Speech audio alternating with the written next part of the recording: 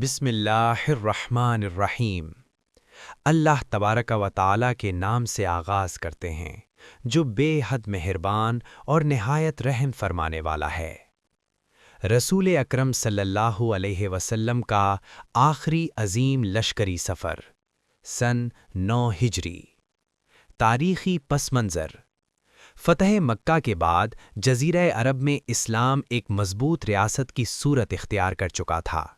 مشرکین کی عسکری قوت ٹوٹ چکی تھی، قبائلی دشمنیاں ختم ہو رہی تھیں، اسلام ایک علاقائی طاقت سے بین الاقوامی قوت بننے کے مرحلے میں داخل ہو چکا تھا۔ یہی وہ وقت تھا جب رومی سلطنت نے اسلامی ریاست کو ایک ابھرتا ہوا خطرہ محسوس کیا۔ رومی سلطنت اس دور کی سب سے بڑی فوجی طاقت، منظم ریاست، جدید جنگی ساز و سامان کی حامل سلطنت تھی۔ قیصر روم ہرقل نے شام کے عیسائی عرب قبائل کو ساتھ ملایا، تقریباً 40,000 سپاہیوں پر مشتمل لشکر تیار کیا۔ مقصد مدینہ پر حملہ اور اسلامی ریاست کا خاتمہ۔ یہ خبر شام سے آنے والے تاجروں کے ذریعے رسول اللہ صلی اللہ علیہ وسلم تک پہنچی۔ نبی کریم صلی اللہ علیہ وسلم نے معاملے کو معمولی نہیں سمجھا، کیونکہ یہ پہلا موقع تھا کہ مسلمان ایک عالمی عظیم طاقت کے مقابل آ رہے تھے۔ دفاعی جنگ مدینہ میں خطرناک ثابت ہو سکتی تھی۔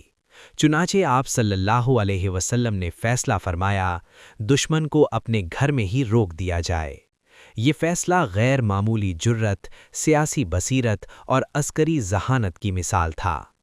رسول اکرم صلی اللہ علیہ وسلم عام طور پر جنگ کا ہدف خفیہ رکھتے تھے، مگر اس بار سفر طویل تھا، دشمن طاقتور تھا، موسم انتہائی سخت تھا، اس لیے آپ صلی اللہ علیہ وسلم نے واضح اعلان فرما دیا کہ منزل شام کی سرحد تبوک ہے۔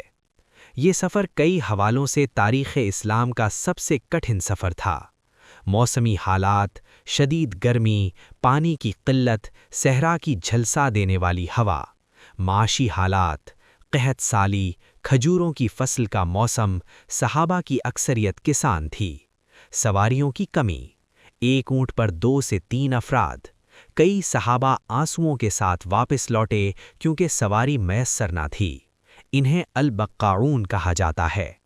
حضرت عثمان تاریخ کی عظیم صحابت، 900 اونٹ، 100 گھوڑے، 10,000 دینار، اسلحہ اور راشن۔ رسول اللہ صلی اللہ علیہ وسلم نے فرمایا، آج کے بعد عثمان کو کوئی عمل نقصان نہیں پہنچا سکتا۔ حضرت ابوبکر سب کچھ دے دیا، حضرت عمر آدھا مال، غریب صحابہ نے مٹھی بھر کھجوریں۔ یہ قربانیاں صرف مال کی نہیں بلکہ ایمان کی گواہی تھیں۔ یہ غزوہ ایمان اور نفاق کے درمیان واضح لکیر بن گیا۔ منافقین نے گرمی کا بہانہ بنایا، فصلوں کا عذر پیش کیا، دوسروں کو بھی بددل کیا۔ قرآن نے فرمایا، کہہ دیجئے جہنم کی آگ اس سے کہیں زیادہ گرم ہے۔ سورۃ التوبہ۔ منافقین نے جھوٹی تشہیر کیا کہ حضرت علی کو ناراضگی میں پیچھے چھوڑا گیا۔ رسول اللہ صلی اللہ علیہ وسلم نے فرمایا، تمہیں مجھ سے وہی نسبت ہے جو ہارون کو موسیٰ علیہ السلام سے تھی۔ یہ حدیث حضرت علی کے مقام، خلافت کی بنیاد، اعتماد نبوی کا اعلان ہے۔ پانی ختم ہونے پر بارش، تبوک کے چشمے کا جاری ہونا، مستقبل کی پیش گوئی، یہ علاقہ ایک دن سرسبز ہوگا۔ جب رومیوں نے مسلمانوں کا حوصلہ، نظم و ضبط، تعداد دیکھی تو جنگ کے بغیر ہی پیچھے ہٹ گئے، اسلامی ریاست کی دھاک بیٹھ گئی۔ یہ نفسیاتی فتح تھی۔